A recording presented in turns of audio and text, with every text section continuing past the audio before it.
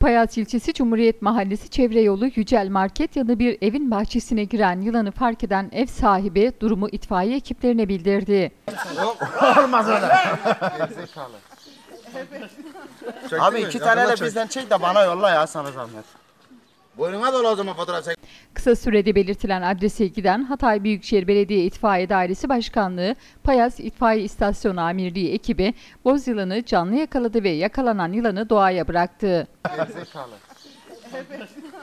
Abi 2 tane de bizden çek de bana yolla ya, sana zahmet.